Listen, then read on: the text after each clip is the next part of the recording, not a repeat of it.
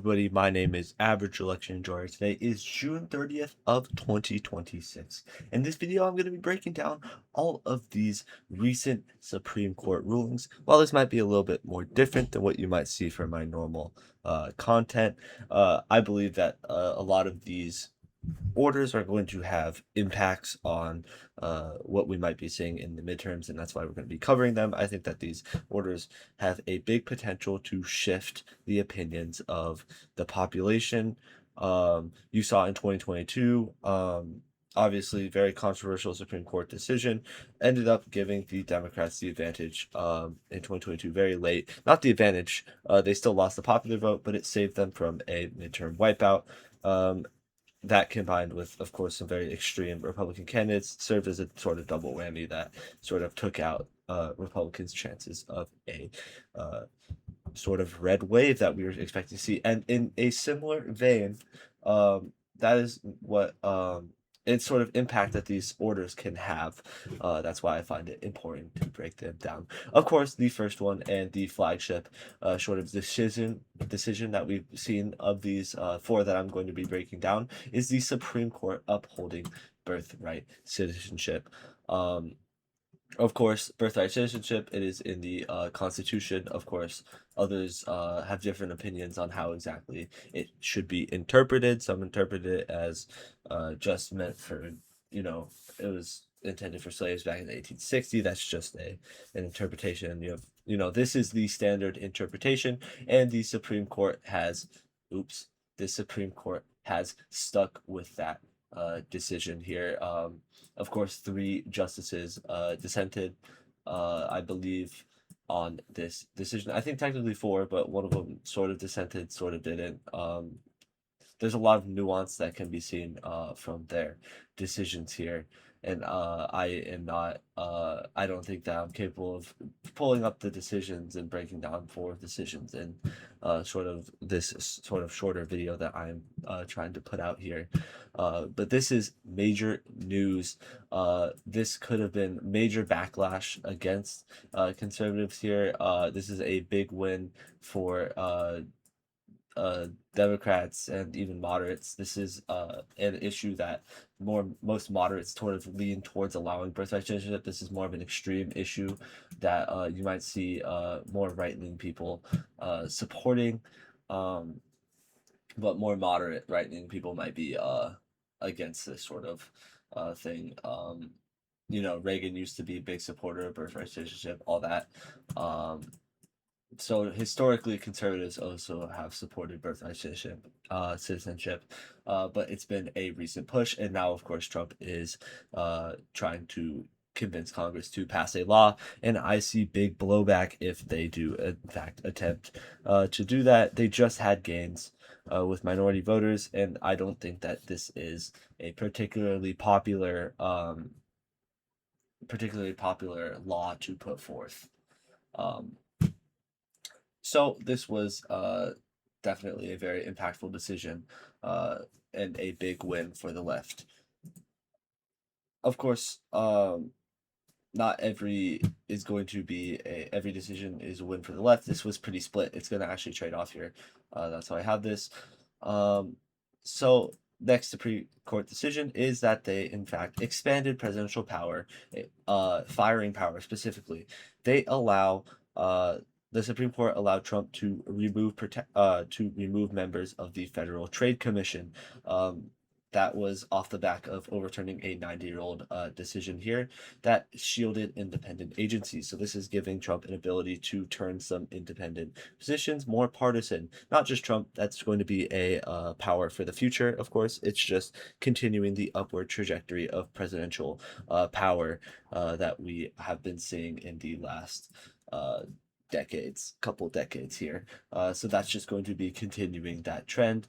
Of course, Trump opponents are livid, Trump opponents are supporting it, but that is the decision there that will certainly have an impact in making our government more partisan, whether you're a fan of that or not.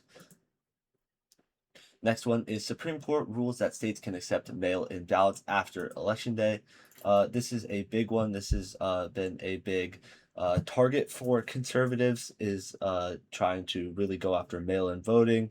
Of course, with the SAVE Act, this is another one that Trump was very upset about in tweeting. This is another huge ruling for the Democrats. This is very prevalent in my home state of California here, which this is part of the reason why you see such long counting times, is that we send out ballots to everyone and accept them. As long as they're postmarked and in the mail by election day, we will accept it here. So this is kind of a big deal in terms of protecting mail-in ballots. Of course, some people have different opinions on mail-in ballots about whether the security. Of course, there's no evidence that there's any sort of widespread voter fraud here in the United States, but people are allowed to have whatever opinions. That's the beauty of the First Amendment. But this is a very impactful ruling that definitely is going to hurt the Republicans come the midterms here. So Democrats are once again happy, and liberals are once again happy about this ruling. And the final ruling here, Supreme Court, trans athlete ruling. In fact, they ruled that states can ban transgender girls and women from competing in girls and women's school athletics. This is a another very controversial. This is more of a culture war. Of course, with the birthright citizenship, these two are more culture war rulings. These two are just more just normal politics ruling. And of course, Democrats won one, Republicans won the other. This ruling is a interesting ruling electorally, because I think that not a huge part of the population is more worried about this one than this one. I feel like this one is significantly more important to the majority of the voter base, most likely. Of course, this is just a very controversial ruling, I would say, not in terms of whatever I support, just in terms of being very much so culture war-y, and just being very just complex in general. It's not very like constant, like there's not too much in the Constitution about this, not too many laws in general.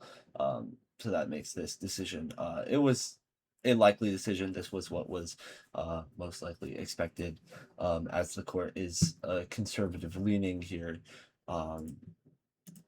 But in terms of electoral importance, I would put this one as very important. If this one was flipped, if this one was not, if birthright citizenship was not upheld, I feel like that would have dramatically affected Republicans with some voters, because birthright citizenship is fairly popular. This case, I don't know how much of a difference it's going to make. It's definitely going to hurt trans supporters, and it's going to be a boost for those against but trans people. But I'm not sure if that's at the forefront of people's minds right now. It can be seen that it is, especially in Texas and other sort of swing states. You see Republicans really employing these culture war attacks against Democrats, and Democrats are kind of leaning more towards economic, pointing out the economy of our country here. That's sort of where the two parties are leaning. So I guess you could see this as a pretty big win for Republicans, in sort of in terms of boosting their support, but it's likely not going to be helping too much. And these two are just important in terms of just progressing how our nation works in terms of rules. This is likely going to cause a more partisan government. This is going to be huge for the midterms, because you're going to see in swing states that have laws that allow them to accept mail-in ballots after election day, they're going to be heavily Democratic. So this is probably, these two are probably the two biggest cases in terms of influencing the upcoming midterms. So I'd like to thank you guys for watching this video, and I hope you have a fantastic rest of your day.